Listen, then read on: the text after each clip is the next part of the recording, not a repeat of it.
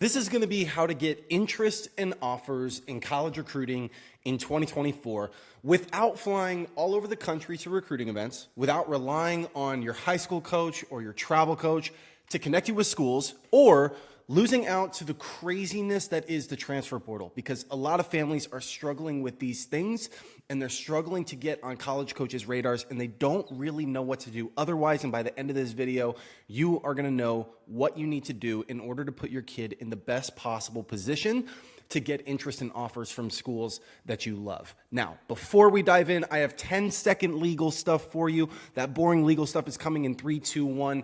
I'm going to show you some pretty awesome results along the way in this training to prove that this stuff actually works, okay? And while every single result has a real family behind it, these are 100% factual. I'm making zero promises about what you individually will be able to achieve. Individual results are dependent upon your kid's talent, the work and effort that you put in, the level of execution, and other factors. Okay, great. Now that that's out of the way, who wants $200,000 in scholarship money? Because this is a message that I got from a client about a week or two ago.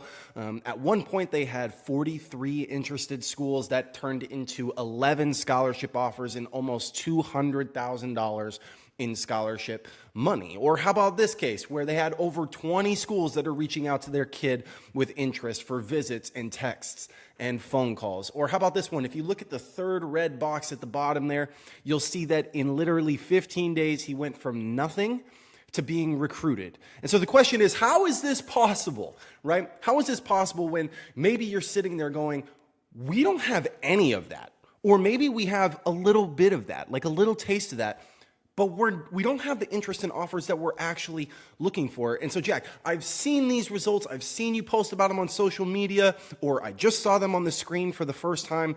How are you making this happen? How does that work? Now, here's the thing. There's probably lots of little reasons you have less interest in offers than you hoped for, okay? So there's probably lots of little things that we could dial in, that we could fix, but there's one primary reason why you are dissatisfied with the amount of interest and offers that you have in college recruiting right now. And that is that you're probably following the same advice that everybody throws around on Twitter and in their free ebooks that worked in college recruiting 10 years ago, 20 years ago, but it doesn't work in today's recruiting world. 10 years ago, we didn't really have the transfer portal. It was a thing, but it was like for a small subset of players. You couldn't go D1 to D1 without sitting out a year, so it wasn't this whole ruckus that it is today. You didn't have NIL, name, image, likeness. You didn't have players getting paid to play in college. Widespread access to advanced technology. You know, nowadays we have 40,000 square foot facilities with state-of-the-art tech in rural Iowa, when that stuff used to only be in big cities, right? Like New York or LA. And so now you have this insane access that all players all over the country now have to elevated coaches and clinics and training facilities. And of course, we have the showcase craziness, right? Where you have 6-year-olds that are on travel teams and club teams. And so the reality is, if you take a knife to a gunfight, you're gonna lose. If you're using advice from 10 years ago to try and compete in today's recruiting world, you're going to fail.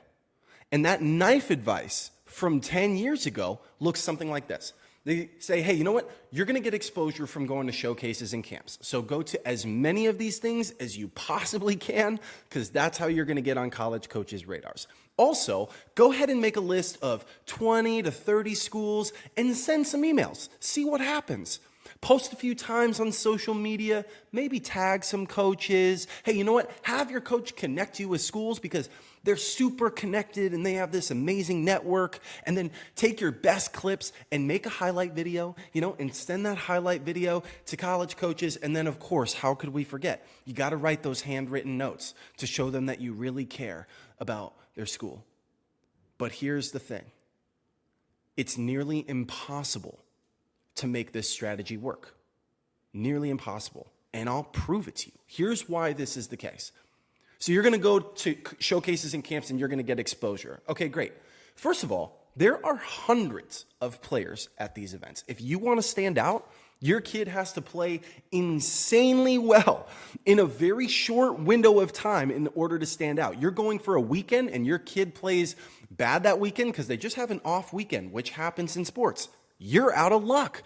And there's so much that's out of your control. Like, what if you don't get a good pitch, or your kid doesn't get a good pitch to hit that day? Or what if there's not a good cross for them to score a goal? Or what if they're a wide receiver and the quarterback sucks and doesn't give them a good pass that day? Those are things that are entirely out of your control. Not to mention, a lot of coaches are going to these events with a list of players that they've already heard of that they're there to watch. They're not even going to find new players. They're going to evaluate players that they've already heard of. Or what about sending 20 to 30 emails? You have to remember that coaches get hundreds of emails every single week. And most people don't know this, but you will actually get more responses from your follow-ups than the initial emails. And then you have this whole group of people who's only sending 20 to 30 emails, but they're not tracking their email metrics. They have no idea how many coaches are opening their emails or are clicking on links in their videos. They have no clue. And that's a problem because it's harder than ever to land in the primary inbox. So many people are sending emails to college coaches having no clue that those emails are actually landing in the spam folder. College coaches aren't even seeing them.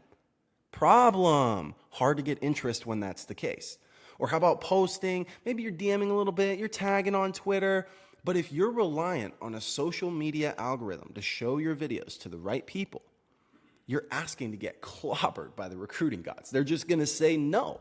You're trusting Elon Musk to put your recruiting video in front of the right college coaches. It's just not going to happen.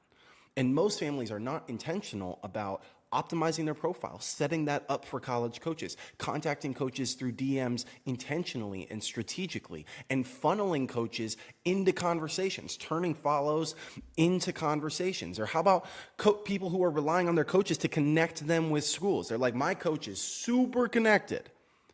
But the reality is that so few travel coaches or club coaches or high school coaches have clout. They're not nearly as connected as you think that they are. And then you're limited to their Rolodex. You can only get in contact with the schools that they know, which is not a lot. And then the other reality is that they're not going to go make 50 phone calls for you. They made this same promise of, hey, I'm going to help you get to the next level. I'm going to help you market yourself to college coaches. They made that same promise to every single other kid on your team. Like, you're a parent watching this right now. Every single other parent in your organization had that same conversation with the coach. They're not going to go make 50 calls for every single player on their team. They don't have the bandwidth to do that. And so if you're waiting on your coach to deliver interest to you, you're going to be waiting forever. Or how about taking your best clips and putting them into a highlight video?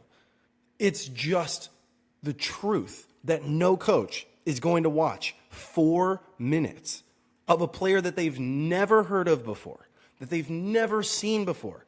It's not a good use of their time. Most of the players that are reaching out to them are not good enough to play at their school. So why would they watch 4 minutes of a player that's not good enough to play at their school? Even if your kid is good enough to play at their school, they're going to judge you by the other hundreds that they're getting. Coaches are looking for specific skills. They want to see that your kid is competent in the specific skills that they need to showcase for their position. They don't want some hodgepodge of random clips put into a 4-minute highlight video. And then, of course, the handwritten notes. It may be polite. I'm not even saying it's the wrong thing to do. It's the right thing to do. It's the polite and kind and respectful thing to do, but it's not going to impact your recruiting process. A coach is not going to give you a $50,000 scholarship because you wrote a thank you note. And technology has made recruiting easier. It's easier to recruit now than it ever has been for a college coach. Why are we going backwards and making it even harder for them to recruit players? But this is what you've been told to do. This is what you're supposed to do. This is what all the recruiting gurus and former college coaches and former recruiting directors talk about doing. So families try this, and then they struggle through the process because of all the reasons that we just talked about, and then they panic when senior year rolls around and they don't have much interest. And this is a problem. You know why it's a problem? Because there are less opportunities and scholarships with every day that passes. There's more opportunities today than there will be tomorrow, and there will be more opportunities tomorrow than there will be in 2 days. And so the later you get, the harder it gets. The earlier you can start and the earlier you can build momentum, the better position you're going to be in. And so if you want to learn a different way, if you don't want to do all of this stuff that we just talked about, which puts you in this hamster wheel in recruiting that everyone else is on, that everyone is frustrated in, if you want to do something different, stick around and I'll show you right now. By the end of this video, here's what's going to happen. First of all, you're going to know how to start conversations with college coaches and systematically put your kid on the radar so you're not relying on luck. Okay. The second thing is you're going to know how to impress college coaches and prove that your kid is the best option for their team, not the other 5 players that they're recruiting for the same position in grad class. Cool?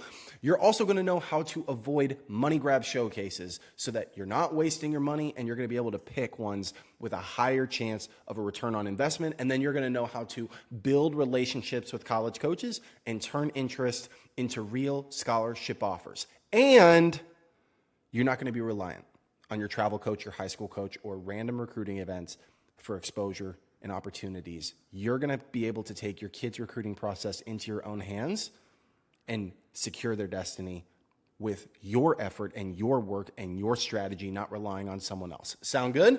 We down with that? Okay, awesome. If you follow what I show you in this video, you're not going to agonize over which showcases and camps to spend your money on. You're not going to be anxious that your travel or club coach isn't helpful. It's not going to matter. You're not going to see your kid get disheartened because there's other teammates or players who are getting more interest who aren't quite as good as they are, and they're like, why is that happening? You're going to make the tears, the time, the money that you've already spent worth it. How much time and money have you spent already on showcases and camps and lessons and uniforms and travel? How much have you already poured into this process? Let's make it worth it. You're going to help your kid get to a school that they love and that also loves them for the player and person that they are. You're going to bypass the recruiting circus that most parents are caught up in. You're going to play a completely different game. You're not going to waste your time on things that won't work. A lot of parents know that this takes time, and they're like, man, I don't have time in the day to do all of this. Yeah, because 90% of the stuff that you're doing right now isn't going to help you.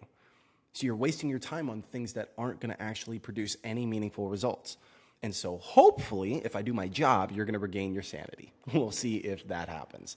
So this method that I'm going to show you has helped athletes get results like this. Kaysen got his first 2 offers.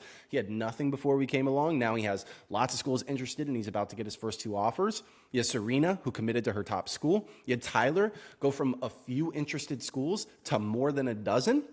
He says when a coach asks what other schools he's talking to, he doesn't even know how to list them all anymore. That right there, that's the goal.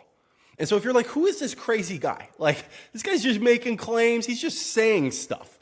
Like, does this guy actually know what he's talking about? Real quick, I want to show you who I am and where I come from, and you can make that decision on yourself. I've been through the recruiting process twice. In the top left corner, you see West Point there. I started there. Then I ended up at the University of Oregon. In the bottom left-hand corner, I went through the transfer portal at junior college. And then bottom right corner, I ended up at Mississippi State. I'll walk you through how this happened really quickly, and then we're going to move on to the good stuff, okay? I had a tough recruiting process in high school. We went to all the showcases and camps, and I had a really hard time getting interest because we had no idea what we were doing. Now, one school that did show interest was West Point. And so I committed to West Point. I was going there on the first day. I got medically disqualified for a random hip impingement thing. It was a total bizarre thing, and I landed after that at the University of Oregon for my freshman year. How that happened? It's a God thing. I don't even know. I landed at Oregon. I played my freshman year there, and then after my freshman year, because I played really poorly, I had my scholarship pulled. I ended up 4th on the depth chart, and I was not going to play anymore at Oregon. They made that very clear. And so I had 2 choices. I could either stay at Oregon and watch my career slowly die, or I could transfer to a junior college and see if I could then land at another D1 after that, because this was before the transfer rules had changed. And so when I got to junior college, I was trying to market myself to college coaches, and I knew I had to do something differently than I did in high school, because what I did in high school didn't work.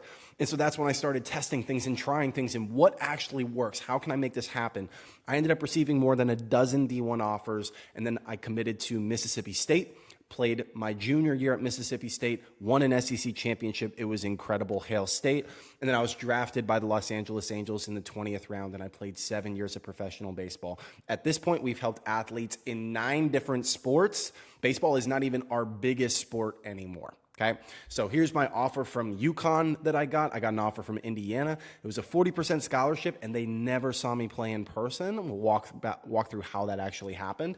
I got an offer from Baylor, and then, of course, that offer from Mississippi State. And so I went from junior college to professional baseball, and people are like, how did that happen? And I attribute a lot of that to my ability to navigate college recruiting, because if I didn't know how to do that, I wouldn't have gotten to Mississippi State, which was a huge catapult for me into professional baseball. And so my ability to navigate college recruiting, and honestly, it wasn't even my ability. I had no idea what I was doing, but just learning how to do that, trial by fire, is what led me to playing professional baseball. That's me in the middle there. You can see my friends Marco and Caitlin. And so eventually I was featured in the New York Times. You can go read my story there if you want. Unfortunately, I can't show it to you because I don't have a New York Times subscription, ironically, but you can go read it on your own if you would like to. But honestly, what's even cooler is seeing other athletes use this same strategy. It's simple. It's not complex. It's so cool seeing other athletes use the same strategy to land interest and offers. This is a baseball player, 9 replies in 4 weeks. This is women's soccer, 10 replies in 26 hours. This is football, 9 replies in 8 weeks. This is women's volleyball, 9 replies in 6 weeks. And so there are a lot of money grab services and showcases out there. Honestly, when I started sharing a lot of this stuff, the recruiting world just didn't need another NCSA or some random advisor guy. And so I set out to build something different. I wanted something that actually understood the emotional pain points of parents who are going through the process, because I actually know what that's like. I wanted something that addressed those needs and helps you help your kid, put them in the best possible position to get the opportunities that they've worked so hard for. This is Chris saying, hey, you've given me more info and tactics than NCSA, and he paid a lot of money for that. This is Ruby saying, researched a bunch of recruiting services, and D1 Scholarship stands apart. And I truly believe that reputation is everything. I truly believe that if I can create free content that's better than everyone else's paid content, that if someone wants to pay us money, that they know that it's going to something that's actually good. I believe that if we have clients that we take care of, that we get results for, that we will get referrals from their friends, which is why we get a lot of referrals from people. I believe that reputation is everything. How you do anything is how you do everything. And so instead of bringing a knife to a gunfight, I'll show you a different way. Now, here's the thing. This doesn't work for everyone. It doesn't work for everyone. Here's who this won't work for. It will not work for families with unrealistic expectations. This is not a magical system. This is not snake oil. It can't get a D3 caliber player to a D1 school. I can't make that happen. You can't make that happen. If you're a parent, relieve yourself of this burden, because you can't make that happen. This is not a magical system. It can't get a D3 player to a D1 school. But if you have realistic expectations, and you do exactly what I say, you will get more interest in offers. There are a lot of people who come through and they take a couple things of what we're doing and then they go try everyone else's stuff and try to create this like hybrid thing. No, it won't work. You have to do exactly what I say, because the smallest details make the biggest difference. And if you do exactly what I say, you will get more interest and offers. Now, after talking to thousands of parents, literally thousands, helping hundreds of families navigate college recruiting at this point, I can tell you from experience that these are the 5 obstacles that are standing in your way. So if you want interest in offers right now, and you're the parent of a high school athlete or a college athlete who wants to transfer, these are the 5 biggest obstacles that you have to solve. The first one is talent. If your kid is not good enough to play at the next level, there's no amount of marketing or exposure that can solve that problem. Here's the good news, is that you're probably watching this video because your kid is good. I'm assuming that you're not watching a video on how to get recruited and play college sports or earn a scholarship offer if your kid is getting dominated by other players. I'm just going to assume that your kid is actually probably pretty good. Most people we come into contact with, that's the case. Because if your kid wasn't doing well, you wouldn't be watching this video. Second thing is time. So many parents say, I don't have time to recruit, to help my kid get recruited. But the thing is that 90% of the things you're doing are a waste of time. So no wonder you don't have time. If you learn how to actually navigate the process, you're going to save yourself countless hours, probably dozens, maybe even hundreds of hours, depending on how long your recruiting process is. The third thing is confusion. You have to actually learn how to navigate recruiting. If you don't, you are relying on a wing and a prayer to work out. And I'm telling you that in today's hyper-competitive recruiting world, that's not going to work. It's not going to work. Saying, I don't know how the process works is not an excuse. Saying this is really confusing and overwhelming is not an excuse. I agree with you. It is confusing and overwhelming, but that's not an excuse. It's not going to get you the results that you're looking for. You have to confront that. And you do that by learning how the process actually works from someone who knows what they're doing, who's been through it before. The fourth thing is frustration. You are frustrated that your kid is a good player, but college coaches aren't noticing them. You must be able to manage your emotions in the recruiting process. It's an emotional process.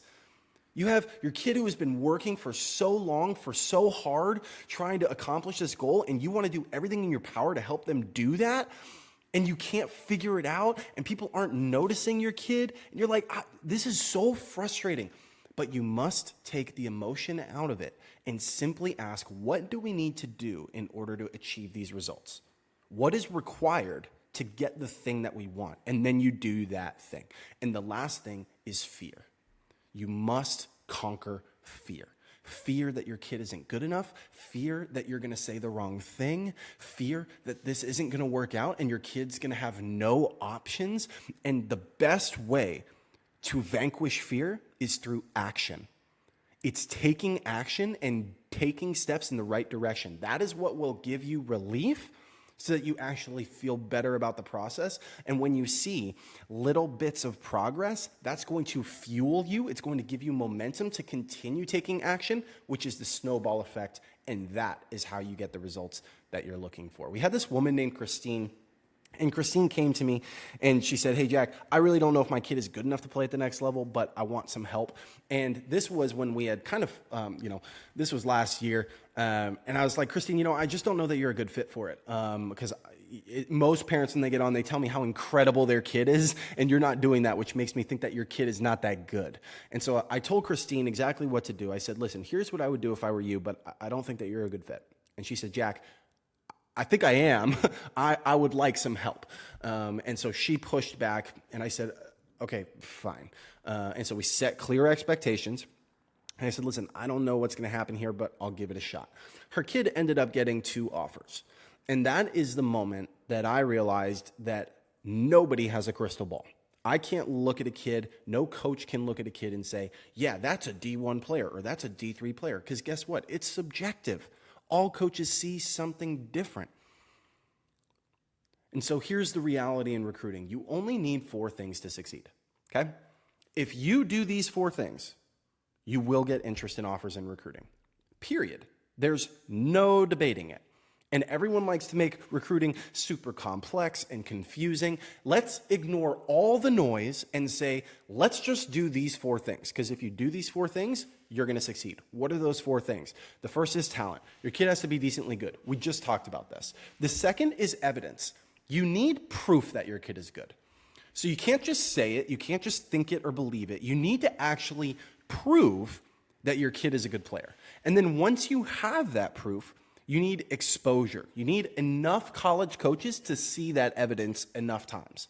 So you need to be able to start conversations with college coaches. And then once you start those conversations, you need conversion, meaning that you need to be able to turn that initial interest that you've generated into real scholarship offers. And so tell me this, if your kid is good enough to play in college and you have a lot of proof of that talent, and enough college coaches see that evidence enough times, a lot of college coaches see that evidence, and you're able to turn those initial conversations into scholarship offers, how do you fail? How? The answer is that you don't. And so if you don't have the interest or offers that you're looking for, it's because you're missing at least one of these 4 things. That's it. You just need to solve these 4 things. Now, sorry, I can't help you with talent. This is a pre-recorded video. Like, I can't say anything right now to make your kid an incredible player. But the good news is that you're not here learning how to get recruited because your kid is getting dominated by other players. You're probably here because your kid isn't the worst player on the team. Your kid's actually pretty good. And you're like, wait, they're better than most of the players that we play against. I'm pretty sure that they could play at the next level. That's likely you. And the fact is that there are a lot of high school athletes who go overlooked, not because they lack talent, but because they lack exposure. And so that's why today we're going to cover these 3: evidence, exposure, and conversion. Let's start with evidence. Why is evidence important? Because evidence is proof that your kid is good. You need to prove that your kid can help a college coach win a championship. And there are lots of players who want those opportunities who are not good enough. And you need a way to separate your kid from all of those other players. And there's 3 things that we talk about when we talk about providing good evidence. The first is you need as much evidence as you can possibly get. There is no maximum amount of evidence. You need as much as you can possibly get. The second thing is you need to make it easy for coaches to watch or consume that evidence. You could have a lot of evidence, but if it's not easy for them to go through, they're not going to. They're just going to ignore it. And then the last thing is you need to fill all gaps so there's no room for doubt in a coach's mind.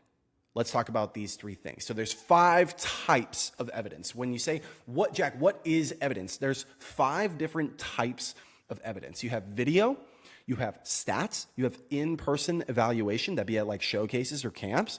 You have coach recommendation. This is where your coach makes a recommendation on your behalf. And then you have awards and accomplishments. Now, if your kid plays a skill-based sport, a skill-based sport would be something like baseball, basketball, football, soccer, lacrosse, volleyball, softball, water polo, rugby, golf.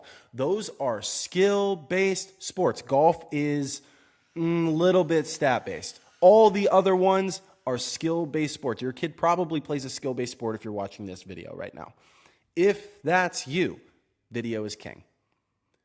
Video is king. It is the single most important piece of evidence outside of in-person evaluation, which is its whole own thing. That's a whole other thing. But video is the most important thing. It is king. Now, if your kid plays a time-based sport, which would be like swimming or track and field, where it's literally just a stopwatch, like who is the fastest, then in that case, stats are going to be your most important piece of evidence. But most of you watching this right now, your kid plays a skill-based sport, and video is the most important piece of evidence that you could possibly have. So the first thing is you need as much evidence as you can possibly get. So I analyzed, I put all our clients in a bucket, and I said, okay, so how many videos did they all make? How long were those videos? And I grabbed a whole bunch of data. And then I took the clients who have outrageous levels of interest, like talking to 20, 30, 40, 50 schools, right? Just like a ton of interest. And I said, what are they doing different? And I looked at the video, and here's what I found. Our top clients with the best results have 5 times more video than the typical client. By the way, I'm telling you this so that you can just copy what they do, right? So this is what works. Just go take it and do it. So they average 108.8 short clips on their YouTube channel.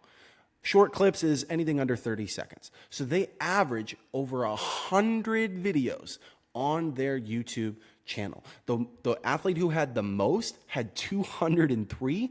The bare minimum was 59. So not a single player who had a lot of interest in offers that we worked with had under 50 videos. We had players get interest in offers who had less than 50 videos. They just didn't get outrageous amounts of interest in offers. So if you want to put yourself in the best possible position, then you have as much video as you can possibly get. Now, the second thing we said is you need to make it easy for coaches to consume that evidence. Listen to this, please. A coach who has never seen your kid or heard of them before, does not want to watch a 5-minute highlight video. And this is the same generic advice that goes around in recruiting that's regurgitated over and over. Take your best clips, put them in a highlight video, send that video to college coaches. Please do not do that. It is not the best way of doing this. Did you know that of those top clients who had outrageous levels of interest, 85.3% of the videos that they had on their channels were under 30 seconds? Only 1.38% of the videos were longer than 4 minutes. You need to make it as easy as possible for coaches to consume that evidence. They are not ready to watch 5 minutes of your kid. Think about this video right now. If you're watching this video right now, it's likely that you have consumed a video of mine or D1 scholarships that is 30 seconds long or 60 seconds long, right? And then once you watch that and you're like, oh, this guy's not a total dummy. That was actually kind of helpful. Then you come and you watch this hour-long training. But I don't start with the hour-long training because guess what? People would be like, how do I know you know what you're talking about? Like, no, I'm not going to do that yet. You have to prove to me that it's worth my time to watch an hour. And so that's why we make short content. And then you're like, oh, okay, this guy knows what he's talking about. Then the hour long is worth my time. And that's why you're here. And you want to do the exact same thing with college coaches. The last thing here is that you need to fill all the gaps so that there's no room for doubt in a coach's mind. I want you to think about a boat. And if a boat has a bunch of holes in it, then the boat is going to sink. Yeah? Is that fair?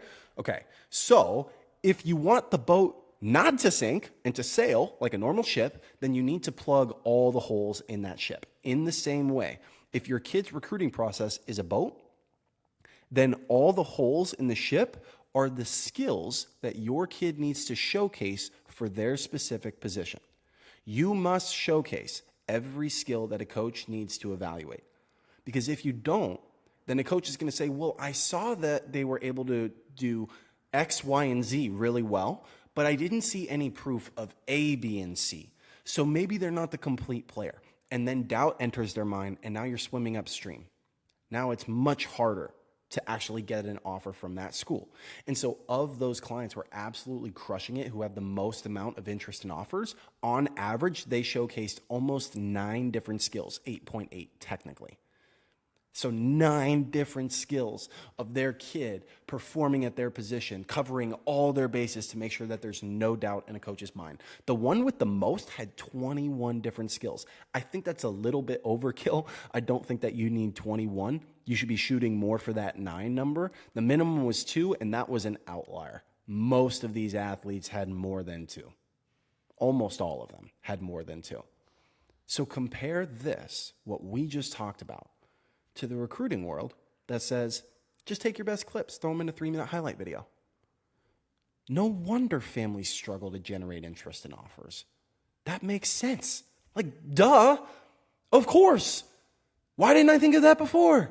And so to recap the evidence, you need as much evidence as you can possibly get. You need to make it easy for coaches to consume that evidence, and you need to fill all the gaps so that you eliminate all possible doubt. So will you commit to doing those 3 things in regards to evidence? Yes? Okay, cool. Let's talk about exposure.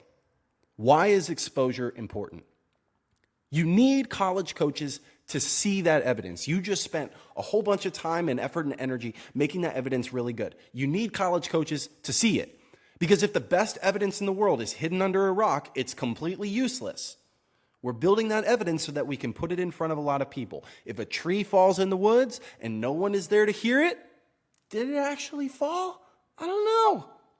There's 4 ways to get on a college coach's radar. You can send them emails. You can post on social media, or you can DM coaches on social media. You can have your coach refer you to schools like that are in his network or her network. And you have recruiting events, showcases, tournaments, camps, those types of things. We are going to talk about email and social media in this video today. There's a couple reasons for this. First of all, they produce the most amount of mass exposure. If you're trying to get in contact with a lot of schools and put yourself in the best position possible, those are going to be your 2 best bets.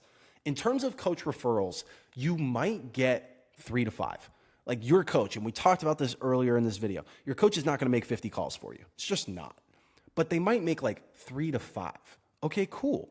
That's great. We can use those 3 to 5 for a very specific purpose, but we're not going to get mass exposure from that.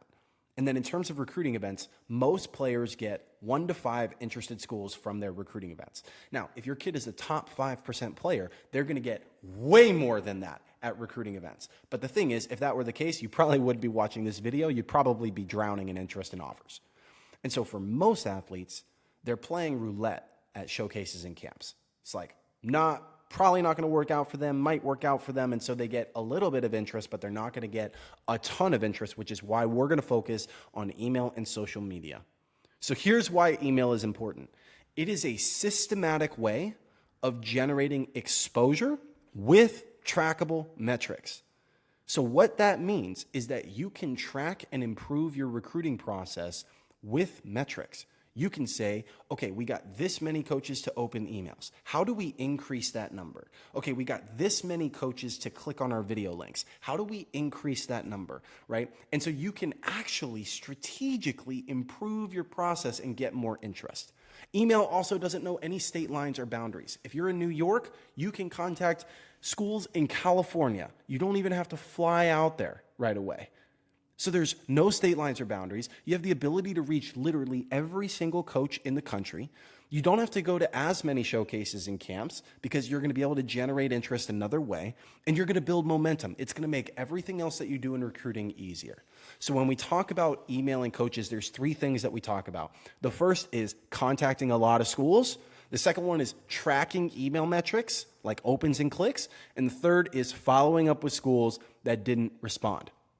Number 1, you must contact a minimum of 100 schools. And you're probably sitting there going, Jack, what the heck? 100? Are you crazy? I know.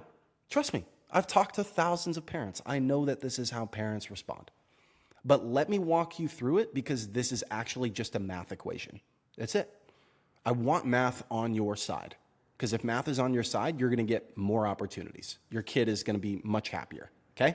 So we're going to use 10 because 10 is an easy number for percentages. Cool? Okay. So if you email 10 schools, 8 out of the 10 are going to open the email. These percentages that I'm giving you right now, I'm not just randomly throwing these out there. This is from sending 30,000 emails to college coaches. These are real percentages, and these are like good. Like a lot of players are not going to get these numbers. But even if you did, this is how the math works out. 8 out of 10 are going to open the email. Now, of those 8, 6 of those 8 will need your position in grad class. Not every school is going to need a 2026 catcher, a 2026 striker, a 2026 wide receiver, 2026 libero. Like, not all of them are going to need that. Now, 6 out of 8 will. That 6 is going to be dependent upon how early or late you are in the process. The earlier you are in the process, it might be 6. The later you are in the process, it might be 1 or 2 or 3. But for now, let's say it's 6. Of those 6, 4 of them are going to watch your video. That's a 60% click-through rate. That's incredibly high. Most are going to get lower than that. But let's say it's 4. Of those 4, 1 of them are going to think that your kid is actually good and respond. That 1 is dependent upon talent and the level of schools that you're reaching out to. If you are a D1 player and you only contacted D3 schools, it might be 4 out of 4.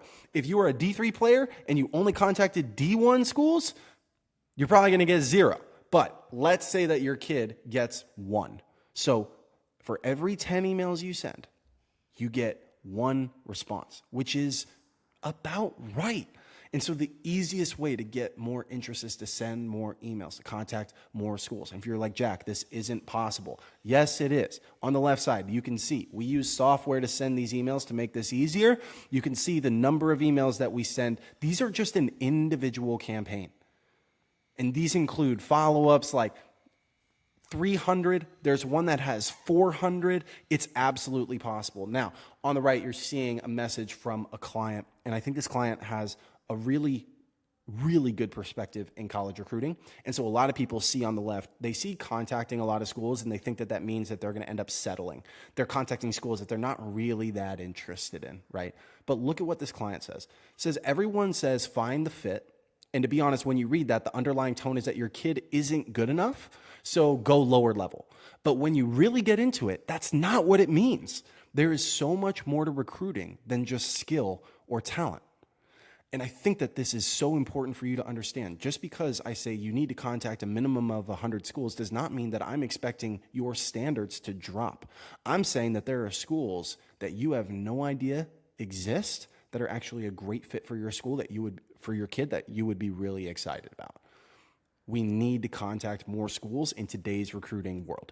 I'll also give you extra bonus points if you contact multiple divisions, because a lot of the players that we work with that have incredible amounts of interest usually contacted multiple divisions, so you get bonus points there. The easiest way to get more interest is to contact more schools. If you said, Jack, I don't want to do 99% of the work, what is the one thing that I could do that will get me more interest? The answer is contact more schools. And so if all of this sounds overwhelming at the end, I'm going to show you how you could do this without losing your mind, because I know contacting hundreds of schools is overwhelming. I get it. Stick with me. Second thing, you also must track whether coaches are opening your emails and clicking on your video links.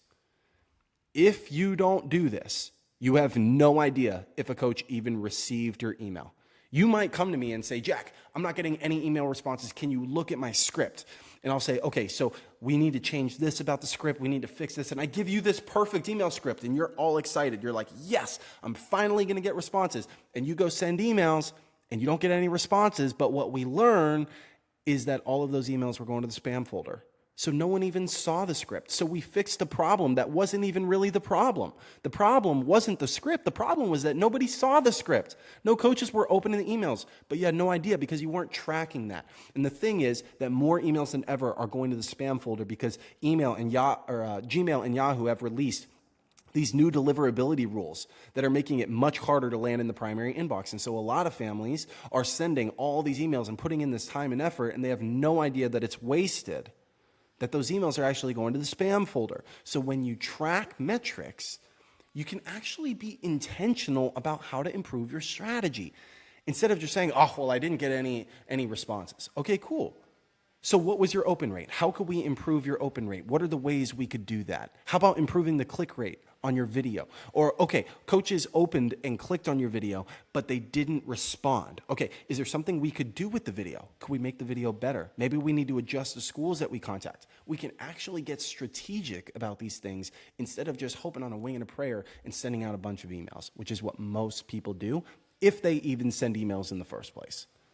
Third thing, if you want more responses, you must follow up with coaches who didn't respond. So many people think that they are annoying college coaches by following up with ones who didn't respond. Listen, you are not trying to make friends. You're trying to get a scholarship worth $50,000. That's what you're trying to do. And maybe you're like, Jack, we don't need a scholarship. Fine. Then you're trying to get your kid to a school that they love. But the point is that you're worried about making somebody upset who's not even noticing you in the first place. You're worrying about the wrong things. Here's the reality. Check this out. This is a campaign that we sent for a client. There's 4 emails in this campaign. The first email, if you look, got 10 replies. Pretty good. Like, pretty good. If we had just stopped there, the parent would have been like double-digit interest. Like, that's pretty cool. But look at this. The third email, 10 replies. The fourth email, 9 replies. That's 19 replies from follow-ups. We tripled the amount of interest that this kid had simply by following up with coaches who didn't respond. Don't think that's enough. You want more evidence? Here's another campaign. You could see 7 that came through in the first one, 9 in the second, and 7 in the third. 16 replies just from follow-ups. From 7 to over 20. Which one is better? Which one do you want? You will likely get more responses from follow-ups than the initial emails. So if you don't follow up, I'm just going to assume that you don't want opportunities and you don't want scholarships, because the simple fact is that following up with coaches who didn't respond is one of the easiest ways to get more interest. So to recap email, contact a minimum of 100 schools. Track your opens and clicks and follow up with non-responses. responses. Now, the second piece of exposure that we were talking about was social media. Here's why social media is important. It is a spider web to catch and nurture interested coaches. Not all coaches are going to be ready to respond to an email right away. That's pretty committal. But what they might do is they might just go follow you on social media or follow your kid on social media because that's an easier thing to do. It's, I'm just going to click a button. I'll just keep them around. Cool. They're in your kid's ecosystem. You can still work to try and build that relationship with a coach. You also have a chance to go viral. And honestly, there are some sports where coaches just prefer social media. Like if your kid plays football, social media, Twitter specifically, is going to be incredibly important for you. And there are other sports where there are just coaches who prefer social media. So meet them where they want to be. So when we talk about social media, there's three things. The first thing is each post is a lottery ticket, and I'll talk about what that means. The second is the more DMs that you send, the more interest that you're going to get. And then the third is turn follows into conversations. Every single time that you post on social media, you are putting out a lottery ticket. Think about lottery tickets. A lot of people buy them, but very few people actually win the lottery. And the more tickets you buy, the greater your chances of winning. And so what people don't realize is that 99% of the posts that you put out on social media are not going to do very much for you. They're just not. But there might be one that goes viral and gets you 10 interested schools overnight. And the only way that you get that one is if you post the other 50 that don't do anything for you. And that one happens to deliver. And now some people never get that viral one. They post every week for forever, and they never get that one.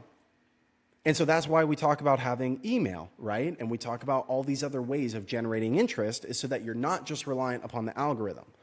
But you want to put as many lottery tickets in as possible because it will increase your chances of going viral and getting a lot of interest in a very short amount of time. Second thing, send DMs. There are coaches who simply prefer social media. This is not rocket science. The more you send, the more interest you'll get. The more coaches who know about you or know about your kid and see your kid's evidence, the more interest that you will get, period. Third thing, turn follows into conversations. So they didn't respond to your email, but they followed your kid on social media. How do we turn that follow into a real conversation? Because we have to build interest over time. This is what I call hot cognition. Hot cognition means that you want to strike while the iron is hot. When that coach followed your kid, they expressed interest. That is when they are most interested in your kid and actually remember them. If you don't reach out for 4 weeks, they're going to forget who your kid is. Did I follow this person? Who was this? They're not going to know. But if I just followed you earlier this morning and you send me a message, I'm going to be like, oh yeah, that's the kid that I followed this morning. And you have a much higher chance of getting a response at that point. You want to strike while the iron is hot. When a coach follows you, you message them right away. So to recap exposure, you're going to contact a minimum of 100 schools. You're going to track opens and clicks, and you're going to follow up with non-responses. When it comes to Twitter, you're going to post consistently for lottery tickets. You're going to send DMs, and you're going to turn follows into conversations using hot cognition. So will you commit to mastering exposure? If you don't, you're going to create all this awesome evidence, and nobody's ever going to see it, and you're not going to get interest. Yeah? So you're going to commit? Cool.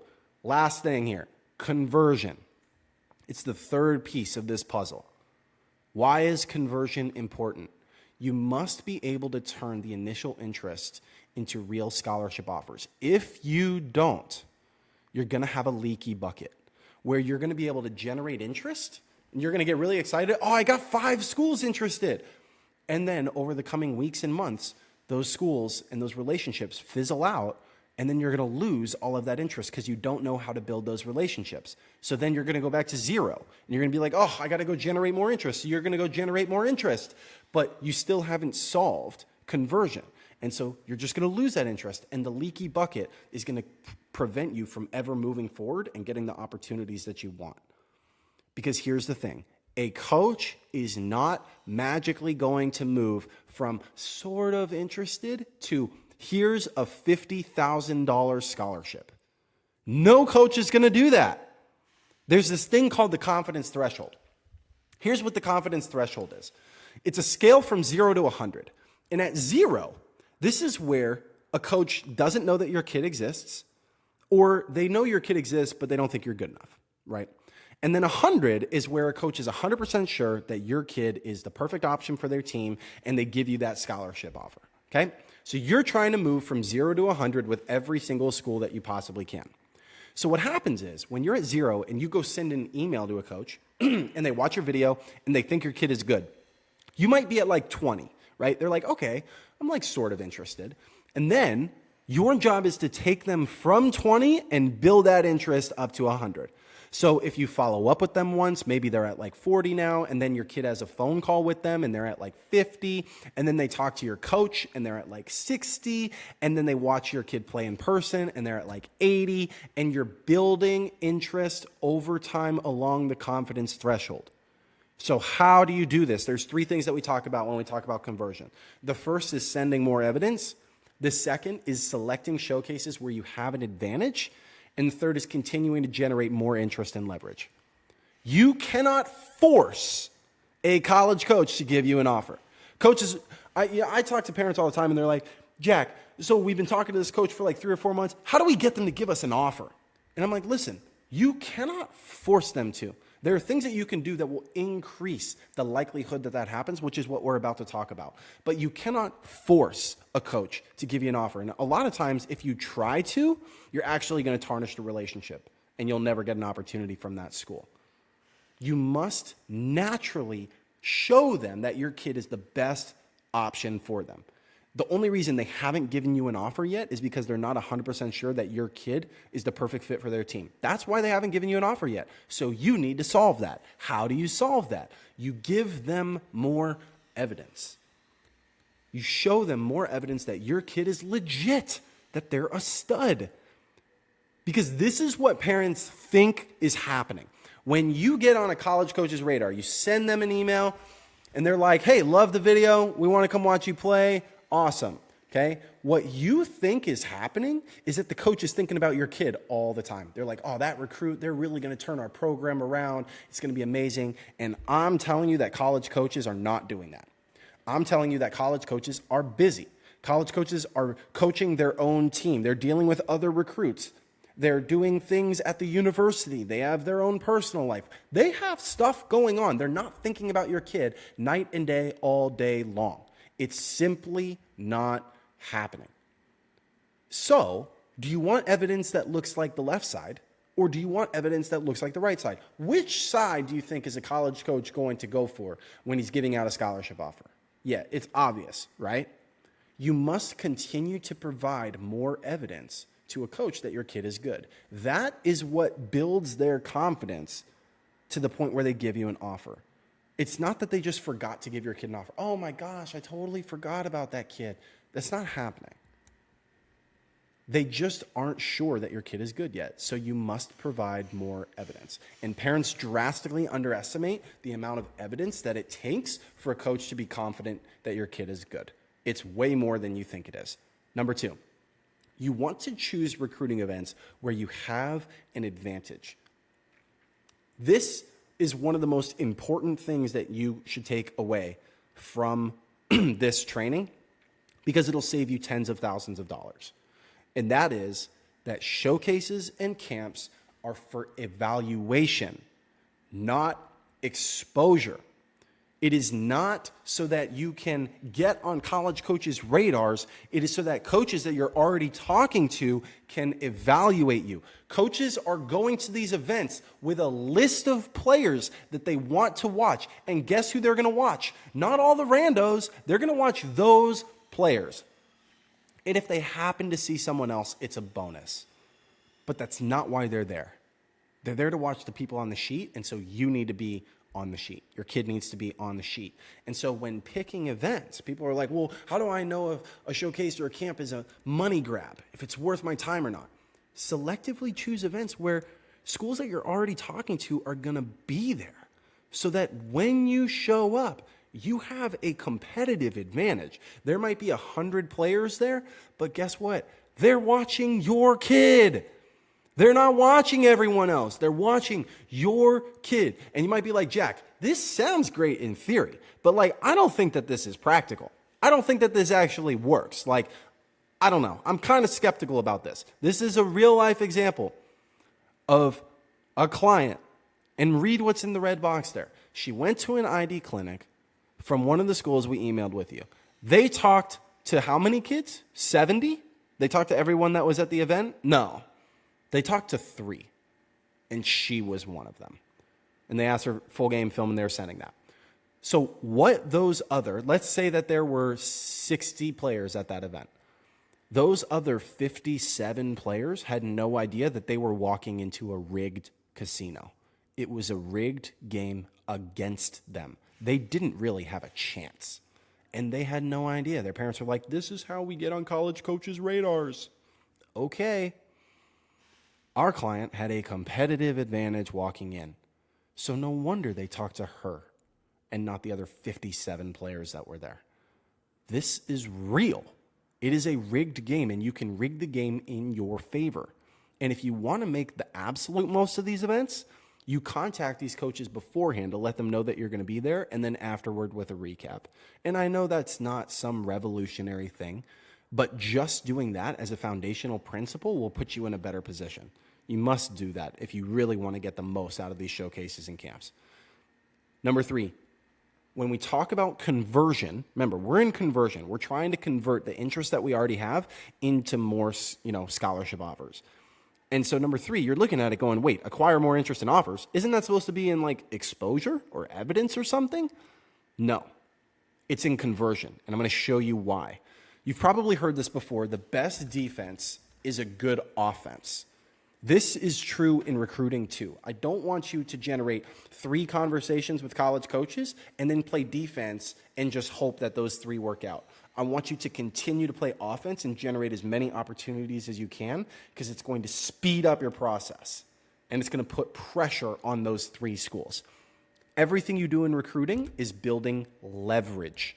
The more leverage that you have in recruiting, the more you hold the cards. Leverage in recruiting is interest from schools or offers from schools. You are trying to build up as much leverage as you possibly can, because leverage gets schools to move. So it's at this point, later in the process, when you're in the conversion process, that you're going to use the leverage that you acquired through what? Your actions earlier in the process. What you did early in the process. Everyone wants to apply leverage later in the process, but the funny thing is that you can't unless you did it right early. And you had good evidence, and you knew how to master exposure. Those are the things that are going to build enough leverage that you can apply later in the process. And if you don't have leverage, meaning you don't have a lot of interest in offers, you are at the mercy of college coaches. They can do whatever they want with you. They hold the cards. There are a lot of players who say, or families, they talk to and they say, well, we've been talking to the school for 4 months, but they haven't given us an offer yet. Why is that? And I say, well, how many other offers do you have? And they're like, well, none. And I say, well, that's why. That school doesn't have to give you an offer. You're not a threat to commit. They could drag their feet all they want because you're not going to go commit tomorrow because you have no offers. Guess what? If you had 5 offers or 10 offers, and you tell that to the coach, they have to make a decision because you're a threat to commit. You could commit tomorrow. And so they need to decide, all right, do we actually want this player or not? We need to talk about that. And so the more interest and offers that you have, the more leverage you have, the easier it is to convert coaches. So the more leverage you have, the more options that you're going to have. And your kid won't be stuck and forced to accept the one offer that you get. And it's like, well, I guess that's where we're going. But instead, they'll have options. They'll get to pick where they want to go. They'll get to pick the best school that's a good fit for them. They'll get to pick the school that they're excited about. And isn't that the goal? So to recap conversion, send more evidence, select schools where you have an advantage, and acquire more interest. So will you commit to converting interest? You have to. Otherwise, you're going to have a leaky bucket. You're going to have a leaky bucket where you're going to get interest, you're going to lose it. You're going to get interest, you're going to lose it. And that is a very frustrating place to be, because keep in mind, while you're losing all that interest and going through the cycle, time is ticking. It's getting harder and harder and harder because there are less spots. So will you commit to converting interest? Yes? Awesome. Let's play the hypothetical game. There are two athletes. They play the same sport. They play the same position in the same graduation class. In other words, they are directly competing with one another for scholarship offers and positions. Okay? Their names are Ricky and Tom. Now, Ricky uses the old knife method that we talked about. This is what everyone says to do in recruiting, that everyone has been doing for the last 20 years. And then there's Tom, who uses the new method that I outlined today. So when it comes to showcases and camps, Ricky goes to a few random showcases and camps. Coaches don't really know who he is ahead of time. He just sort of gets lost in the crowd. He's one of those 57. Tom selectively chooses showcases and camps where some of the schools he's already talking to will be in attendance. And so they look out for him since they've already communicated with him and seen his video. He's one of the 3. Emailing, Ricky sends 20 to 30 emails. Doesn't track his opens and clicks, doesn't follow up with non-responses. And Tom, on the other hand, contacts over 100 schools. He tracks his opens and clicks. He improves his process as he continues to get more data, and he follows up multiple times with non-responses. In terms of social media, Ricky posts a little bit on Twitter. He sends a few DMs, doesn't really optimize his profile, and he sort of lets coaches slip through the cracks. Tom, on the other hand, regularly posts on Twitter, DMs schools as soon as they've shown interest. He tags schools strategically. He optimizes his profile. In terms of video, Ricky just sort of grabs his best clips and throws them together in a highlight video. Tom, on the other hand, includes both long and short videos for coaches, organizes the video to make it really easy for coaches to find what they're looking for, and he showcases all skills that coaches need to evaluate. So there's no doubt in their mind that he's a good player. He plugs all the holes in his ship. And then finally, in follow-ups, Ricky waits for interested schools to reach back out to him. He just sort of assumes that they're going to follow his season, that they're going to track his stats, and that they're going to communicate with him. Tom, on the other hand, actively follows up with interested schools. He builds his value over time, he sends more evidence, and he continues to acquire more interest and leverage. So my question for you is, who gets the scholarship? And the answer is obvious. But everyone is doing what Ricky is doing. And very few athletes are doing what Tom is doing. But what happens when you do what Tom is doing? Here are a few real-life Tom stories. You have Josh's kid, who went from 3 schools to 22 since working with us. Rusty's kid, who committed to Ball State. Jeff's kid got 21 interested schools. And so here's what we've covered so far. Just so far in the video. Haven't even talked about the future. Just what we've done so far. Here's what we've talked about. We've talked about what most people say to do in recruiting and why it doesn't work. We've talked about the obstacles that are standing in your way. We talked about how the recruiting process is different than it used to be. We talked about the 4 things that you must have in order to play at the next level. The 3 keys to evidence. So we talked about how I shared some data about our top clients, right? And they have 108 videos on their YouTube channel. We talked about how 85.3% of their videos are under 30 seconds. We talked about how they showcase 8.8 different skills on average. We talked about the 3 keys to email exposure. Like why it's important to contact a lot of schools, why that's a math equation, the importance of tracking email metrics. We talked about how you're going to get more responses from follow-ups than the initial email.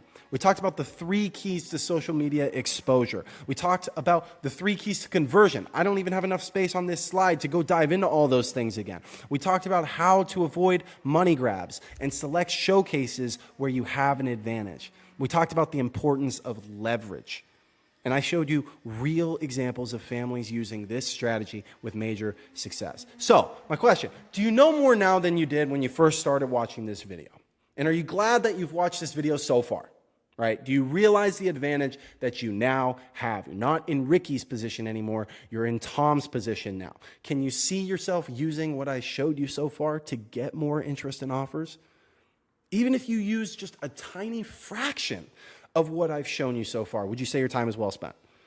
And would you like to spend even more time together going even deeper and further on how to systematically generate interest and offers in college recruiting? Because the fact is that you have two choices. So I've given you a lot of valuable stuff right now to think about and to improve your process, but there's no way that I could share everything I know and teach everything I know about college recruiting to you in an hour. It would just take so much longer. And so I was sort of left with a choice where I was like, listen, I could just give them this partial information and hope that they're able to go do this on their own. Or I could provide another way where we could work closer together and I could have a greater emphasis or influence over how their process goes so that they could get more interest in offers. And so that's where I said, okay, I'm going to do the latter. And so if you don't want to waste money on money grab showcases and camps, you don't want to manually send hundreds of emails and potentially not get any responses, you don't want to guess what coaches want to see in an email. You don't want to randomly throw highlight videos onto a YouTube channel and just sort of hope it works out. You don't want to spend hours posting on social media and DMing coaches with no real strategy. And you don't want to risk not getting interest and having to make a last-ditch effort later in the process. And you want to give your kid the best possible chance to play at the next level at a school that they love, then you should join the Scholarship Playbook program. So this is how you can get more interest in offers without flying all over the country to recruiting events, relying on your coach to connect you with schools, or losing out to the transfer portal. This is how we work very closely with families to ensure that they get the best possible results. Here are a few ways that we help families. The first thing is that we have tactical playbooks. So in Highlight Reel Formula, we'll show you how to make recruiting videos that coaches actually watch. Everything from what content do you grab, and what camera angle should you be trying to get, and what platform are you posting it on, and what do those videos look like, and how do you organize them? And then we have Email Masterclass, everything you need to know about sending emails that get responses. We have Follow-Up Framework, how to build relationships with college coaches without being annoying. When we talk about conversion, Follow-Up Framework shows you how to convert those coaches without being annoying. Showcase Crash Course, how to avoid money grab showcases and camps and make the most of the ones that you do attend. Social Media Mastery, how to craft your social footprint so that you can generate and build interest over time with college coaches. We also give you tools. So we can hook you up with software that makes it easy to put together your target list of schools. So when you're saying, Jack, 100 schools, I can't even name 100 schools. Don't have to. You can just simply filter by the criteria that you're looking for. You could say, okay, I want schools that are D1, D2, and D3 levels that are on the East Coast that have this GPA, and then it'll say, here are your 127 schools that fit your criteria. Great, you now have your target list. It'll help you save dozens of hours, and it'll help you find schools that are a great fit for your kid that you didn't even know existed. Forget about researching all the contact information on Google and how time-consuming that would be. You're going to have all the email addresses, Twitter accounts for coaches at your fingertips. Just literally type them in and it'll show right up. You'll organize and manage your entire recruiting process in that one place. You can have notes. You can set reminders. Basically, it is your one-stop shop for recruiting. There's other tools that we can use as well. So if you want to contact 10 times more coaches with less effort, you actually want to send that minimum of 100 because you know that that's a big deal and that's how you get the most interest in offers, but you're like, I can't manually send those. We can show you how to automate the process of sending emails to college coaches. So while you are grocery shopping, while you're at work, while your kid is at practice, those emails are still going out automatically to help you generate interest and exposure in recruiting. Now, here are a couple important things to know that I'm sure are swishing around in your head right now, and you're like, but Jack, what about... One, these emails come from your kid's email address. They don't come from D1 Scholarship. They don't come from me. They come from your kid's personal email address, which is important. That's what college coaches want to see. So your kid is still just using their email address like normal. Second thing, coaches don't know they're automated. So many parents are concerned, yeah, but do they know that they're automated? How would they know? They don't know they're automated. We generate responses consistently every single day. I promise you, coaches don't know that they're automated. Third thing, you'll be able to automate follow-ups. So those follow-ups where we said, hey, you're probably going to get more from the follow-ups than the initial email, you'll be able to automate all of those. And if they respond to the first email, you're like, oh, but Jack, I don't want them to get the second and the third email. Like, then I have to manually go in and I have to track it. No, you don't. If they respond to the first email, the second and third will get shut off automatically. It is a hands-off system. And then the last thing is you'll be able to track all the metrics that you need to. The open rate, the click rate. You'll be able to see which schools did those things and how many times each they did them. So you're going to have a complete look inside your process. We have video coaching calls where you can get personalized, customized help with our weekly coaching calls. So unmute yourself, share your screen. Let us give you tailored advice. Like, talk to me, show me what you're going through. We can review your YouTube channel. We can help you set up email campaigns. We can do social media breakdowns for you. We can talk through strategy for specific schools that you want to hit. We can do mock phone calls with your kid if they're uncomfortable on the phone. We could do mock phone calls so they feel good about that. There's so many things that we can do with this, but this allows us to give you a much more personal taste so that it's not just communicating via email or something, but that you're actually able to talk to us. And then, of course, if you are just too busy and you just don't want to do the work, we will do it for you. We can even take over email and video for you if you'd like. We'll send the email campaigns for you. They still come from your kid. It looks like they're coming from your kid. We just do the work. We can even edit, upload, title, organize all of your recruiting video. So if you want us to take over the recruiting video piece, because that just, you're not techie and you're like, that just sounds horrible and like way too much work and I don't know what I'm doing, then we can handle that for you. So if this sounds good, the next steps, click on the button below this video and you will see a form. Fill out that form to see if you qualify. So we don't work with everybody who fills out the form because we want to work with people who we can get results for. So if you fit the criteria, we want to better understand your situation.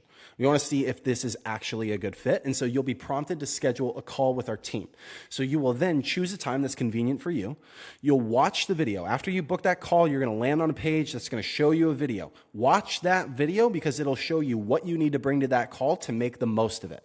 And then come with any questions that you have.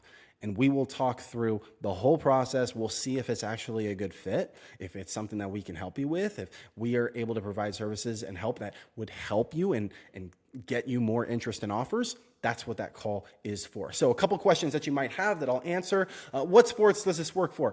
We have worked with and we have testimonials for baseball, basketball, football, soccer, lacrosse, softball, volleyball, golf, water polo, rugby, for all of those. If your kid does not play one of those sports, you can still book a call. Every single one of those sports had a player at one point who was the guinea pig, who was the first one. We've yet to find a sport that this doesn't work for. Second thing, how long does it take to see results? Most families see movement within 30 to 60 days. It depends on the age of the athlete and the levels of the schools that we reach out to, and it also depends on how quickly the first email campaign begins. Once you get that first email campaign started, it's usually within 4 weeks of that campaign, and sometimes as little as a couple days to start getting interest. You're busy. How much time is this going to require? Currently, right now, you're probably doing 90% of the things that you're doing are not worth your time. And so you're already wasting a lot of time, which is why you feel busy. And so instead, I just want you to work on the right things. And if you do the right 10% of stuff, it's going to save you 90% of time, and you're still going to get the results you're looking for. And so if you want to follow our strategy, but you're sending the emails yourself, it'll probably take you about 2 to 3 hours a week. There will be some weeks where it's a little bit more, and then a lot of weeks where it's less. And then if we handle some of that work for you, like we're sending emails or we're doing videos for you, then it'll obviously be much less for you. What if your sport is in season or out of season? Does that change anything? Nope. We work with athletes in both scenarios. It doesn't change the results we're able to generate or the timelines. What if my kid goes to a small school or we're from a small town? Listen, these results are completely independent of your school or location. So we don't rely on the size of your school, the prestige of your school, the status to connect you with coaches. We have clients who are from rural Michigan at a small Christian school of 100 students, and it doesn't matter because email knows no bounds. Social media knows no bounds. It doesn't matter. You don't have much video. Should you still join? Yes, because we got to make sure that you get the right kind of video so that we can hit the ground running when it's ready. So if you get the wrong video, then we then have to spend more time going to get the right video before we can use it. So if you don't have the video yet, it's still worth talking about and joining, because we can make sure that you get the right video. We'll say, listen, this is the video that we need to get. You can go get it, and that way you won't be wasting your time. You might say we're late in the process. Is it still possible to get results? Yes, we've generated offers for kids after their senior season was over. But the longer that you wait, the harder it'll be. Remember, there are less scholarships tomorrow than there are today. And it will be that way for every day that passes. And then my situation is different. Listen, everyone has some sort of unique situation. If you have a unique situation, we're used to it, okay? Bring it on. We've seen pretty much everything at this point. We'll figure it out no matter what it is. And the biggest question that you probably have is, how do I know it's going to work? Like, how do I know that this is actually worth it? Because I've heard about NCSA, and I've seen these random advisor guys. My friend did it, and they didn't think it was worth it and whatever. And listen, that's totally fair. Okay, this is one of our clients who came in. He says, if you read the second paragraph, honestly, I wasn't sure what to expect with the initial calls, the email campaign, building out the YouTube channel, the script. So he kept his expectations tempered, which is normal. Like, that is normal. That's not weird. That's how it should be. We've never met before in person. Like, that makes sense. But then he goes on to say that D1 Scholarship seems to be onto something special with the framework and just a genuine aura of wanting to help families navigate a stressful recruiting process. And then he says, so far in just 3 days, we've gotten more engagement than we've had in 6 months trying to navigate with another service. That's our goal. Here's another one saying, hey, your system is working. They ended up getting quite a bit of interest, and they committed second semester of senior year. And so pretty cool to see that. Here's another update. You can see 12 track programs interested, 3 football programs. Great to see. This is very impressed with the responses. They have 11D1, 11D2 that have shown interest. And were they like, oh, yeah, this is what we expected? No, they were kind of skeptical too. They're like, this is actually better than we anticipated. I didn't really think this was going to work, which is totally fair. And so we've done this over and over and over and over and over again. I could make an hour-long video just about these. And so our goal, it's one thing for people to refer clients to you, which is great. We have that. We have people that we do a great job for, and then they bring their friends, and that's awesome. But then there's another level above that I've learned, which is like, you do such a good job that your clients want to recommend you, but they also want to keep you all to themselves because they're just having such a great experience, and that's the goal. And so if you need help in recruiting, and you're like, listen, my kid is good enough, I just don't know what I'm doing, and I need help. If that's you, then click the button below this video, fill out the form, see if you qualify. If you do, we have to get a better understanding of your situation. We want to know who you are and what you're struggling with to see if we can help you. You'll then be prompted, if we can, to schedule a call with our team. We're going to choose a time that's most convenient for you, whatever time works for you. And then once you book that call, watch the pre-call video on the call confirmation page so that you know how to get the most out of that call and how to come prepared. And then come with any questions you have. So I am excited for you, and we are looking forward to talking to you soon.